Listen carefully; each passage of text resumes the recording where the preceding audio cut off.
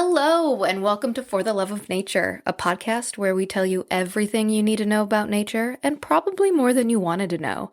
I'm Kim Baker, and it's mini-series time. For those of you just joining us, I'm filling in for a couple of weeks while Laura and Katie take a much-needed break and prepare for the next footlong season. Throughout this mini-series, we're talking about the very real origins of mythical creatures. And although the stories are fantastical, there's usually a pretty reasonable and real explanation for why these creatures have captured our minds and our hearts. In today's episode, we're going to talk about a mythical creature from the deep, the Kraken. Let's jump into it. The early 2000s were a time of questionable fashion choices. Think frosted tips, choker necklaces, and non-existent eyebrows. But nothing compared to the jeans. Whether they were distressed or lace-up, bootleg or buttoned, they were almost exclusively low-rise. And we're talking like 1-inch zipper, how did it stay up, and teens were giving plumber jokes a run for their money kind of low-rise. Unfortunately for me, the early 2000s were also when I was in junior high and high school. Malls were plentiful, and my babysitting and other teen job spending money was enough to indulge in the low-rise jean craze. But Kim, what does this have to do with the Kraken of ancient lore? Well, you see, dear listeners, one of my high school friends gave me that nickname, the Kraken, and it stuck. Man, am I glad trends have changed. Self-deprecation is the best I've got for today's anecdote, so let me tell you more about what the actual Kraken was all about. The Kraken, by all accounts, is a formidable beast. Its original description dates back to the 1700s, where an Italian writer was documenting his travels in Scandinavia and wrote that it was a massive fish with many horns or many arms. He did make a point, though, to say it was definitely not a sea serpent, which at the time probably was an important fact to know. The Kraken moved through several phases of description, including a, quote, fabulous whale, giant sea crab, or huge starfish.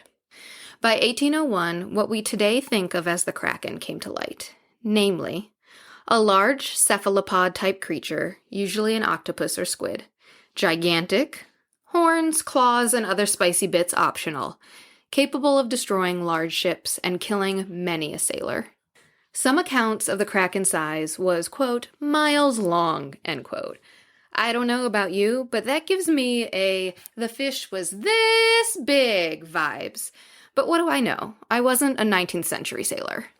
The history of the Kraken starts in Scandinavian and or Nordic folklore. It was said that it roamed the seas from Norway to Iceland and into Greenland, especially in the summer. And, of course, it liked wreaking havoc. What giant oceanic monster wouldn't? The lore goes that fishermen, against their better judgment, were attracted to where the Kraken liked to hang out because fish were plentiful. Danish historian Erik Pontoppidan noted that the Kraken can emit a particular scent that attracted fish, and then also use fish carcasses along with its own, quote, evacuation as a lure. It's poop. Kraken evacuation is poop. As the Kraken feasts, lucky fish would escape its grasp and swim toward the surface, delighting fishermen. At this point, I don't know if the Kraken is having a feeding response or is kind of upset to be sharing its all-you-can-eat buffet with sailors, but it gets big mad. It swims to the surface where one of two horrific things happens to the ship. 1. The Kraken grabs the entire vessel and consumes everyone on board immediately. Or 2. It gives a hearty wave or, 10 tickles. That's my interpretation. And it plunges back into the water. Its submersion creates a whirlpool that pulls the ship and crew underwater, and it's curtains for everyone involved. Yikes. Not a good day. I can see why people were a little put off by this creature. So it seems like the Kraken has quite the folklore, but where do scientists and historians think it all came from? Now first, I will die on this hill. The sea was and is a scary place. I talked about it a couple episodes back in reference to the Hydra, but it bears repeating.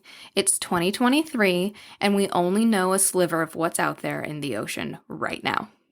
I cannot imagine being a sailor, seeing a new sea creature for the first time, and not being totally freaked out. The most likely story, though, someone saw a squid or an octopus, and the tall tale got a little out of hand. John Ablett, senior curator of A Fancy Way to Say Mollusks at the Natural History Museum in London, explained it this way, quote, "Squid and octopus are really unusual animals. Their body plan isn't similar to anything else we know in the sea. They move quickly, and the way their bodies, arms, and tentacles move seem to stimulate something in our fear of the unknown. I think the fact that they are such odd creatures, with some very large species being very rarely seen, make it very likely that they could be the starting points for the Kraken and other sea beast legends. What we think happened is that a partially digested or rotted remains of giant squid and large octopus were washing up on the beaches, and people were starting to guess what they might be. In Norway, the Kraken myth grew, and such washed-up specimens were interpreted as messages from God or the devil, or sometimes called sea angels, sea devils, or sea monks." End quote. And that tracks. Giant squid can grow up to 43 feet long. And instead of seeing bizarre-looking Kraken excrement, could sailors have instead been surprised by squid ink? It's not nearly as exciting as finding a real sea monster from the ocean's depths, but I'd still pay money to catch sight of a large octopus or squid. The Kraken may be a thing of myth, but it's a creature steeped in history that continues to be found in pop culture today. It's been referenced or a full-fledged character in comic books, movies, TV, and regular old books. Heck, the Seattle Kraken are even a hockey team. If I would have known how cool the Kraken was, maybe I would have kept my nickname. But really, who am I kidding? Probably not. If you can't get enough of cephalopods, I get it. We can't either. And if you're on the hunt for more, check out our Just Squiddin' episode from season 6. That's all for now. Until next time.